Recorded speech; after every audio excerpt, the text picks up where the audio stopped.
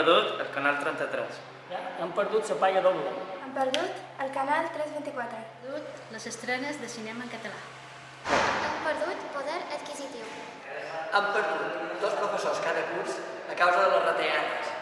Clar que he perdut moltes de coses. Per exemple, una llista d'espera interminable a l'Hospital de Manacor. Això fa 4 anys no succeïa. Per exemple, unes carreteres deplorables per les quals cada dia he de transitar. Més de 2 quilòmetres de clots i bonys que ningú se'n cuida d'arreglar. Que costa moltíssimes de coses més.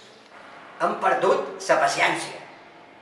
Han perdut la vessa de vestir-nos de verd costant-me. Estem molt enfadades perquè ja no podem veure Mac-Mic, Toquet el Malic, que l'hem vist tota la vida, que ensenyarem als nostres nets i als nostres fills. Sí, i jo també vaig tenir un grip i tota una setmana vaig perdre la meitat del sou. I estava malalta, tenia febrades i tal. I venim aquí malalts, perquè no volem perdre tant de paga, així, una paraula.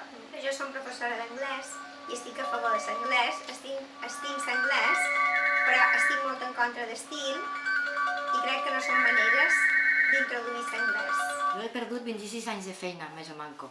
He fet feina 26 anys de professora de francès a escoles d'idiomes i instituts i ja no puc per la titulació.